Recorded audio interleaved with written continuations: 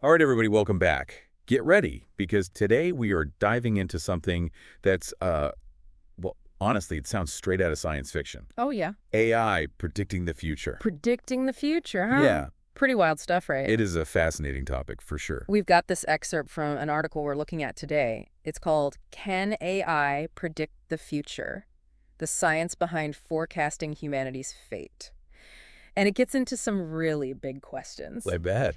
So we're going to try to break it all down for you. How this tech actually works, what it's being used for today, and the huge ethical and philosophical questions it raises. A lot to unpack there. Definitely. But I think we can handle it. I think we can dive in. All right. So predictive AI. It's already kind of in our lives in a lot of ways. Oh, absolutely. I mean, it's Yeah. more present than a lot of people realize. Yeah, true. Right. Like when Netflix knows exactly what you want to watch next, it's a little creepy. Yeah, that's true. But what we're talking about today is way beyond that.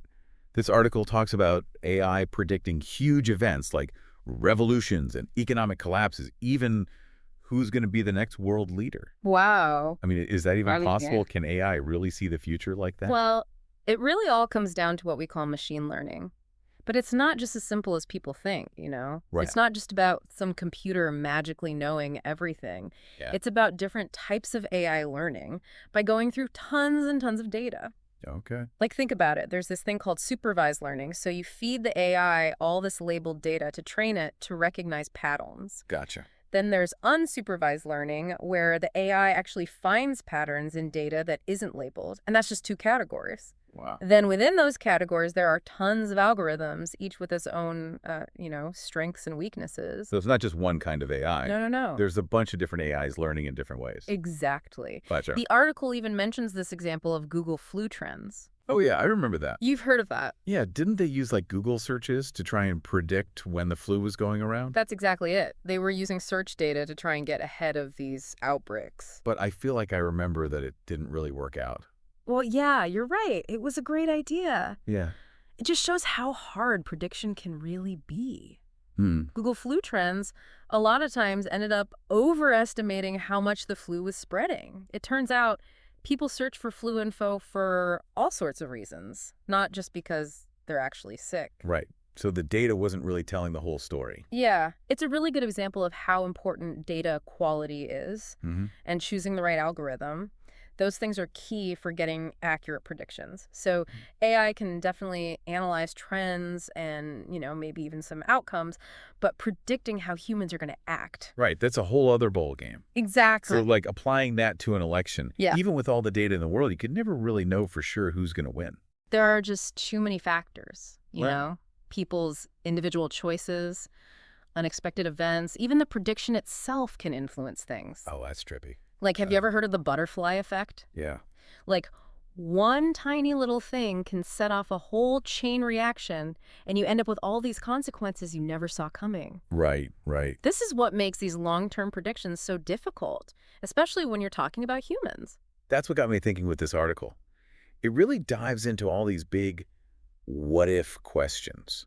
Like, what if an AI actually did predict that a whole country was going to collapse? Oh, wow. Would people even believe it? I mean, would you believe it? And if they did believe it, what would they do? I mean, you could have mass panic. Absolutely. I mean, think about it. Governments could start doing all kinds of things. Right. They could be making decisions that actually make the situation worse. Oh, wow. People could make huge life changes based on something that might not even happen. And a lot of power for a system that, even if it's super advanced, is still just working with probabilities. Yeah. It's basically saying this is likely to happen, but it's not a guarantee. Right. So that brings up another question. Who gets to see these predictions in the first place?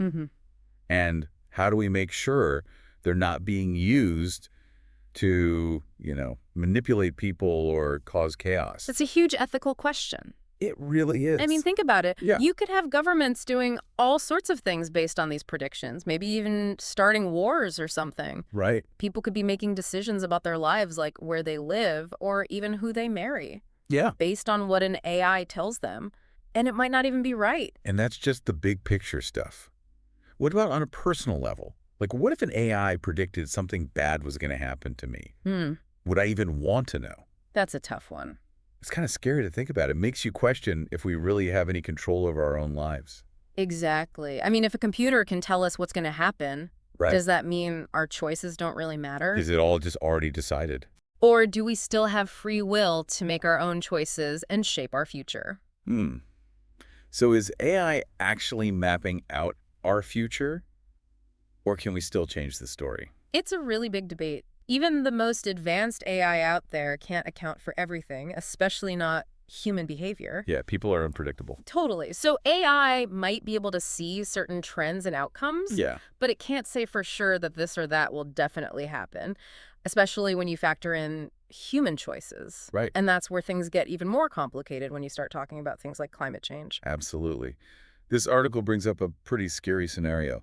What if AI predicts that we only have a few years left to fix things before it's too late? That's a heavy thought. It is. Yeah. But I think the point is not to just freak out and give up. Right. It's about using those predictions to actually do something. Yeah. To make smarter decisions and to come up with solutions. So it's not about blindly trusting what the AI says. No, no, no. It's more like using it as a guide to help us understand what could happen and then making choices based on that knowledge. Exactly. And that's where critical thinking comes in. You've got to ask yourself, what are the limitations of this prediction? Yeah. What's it based on? Are there any biases built in? That makes sense. And this brings up an even bigger question. What if AI could predict not just events, but human invention itself?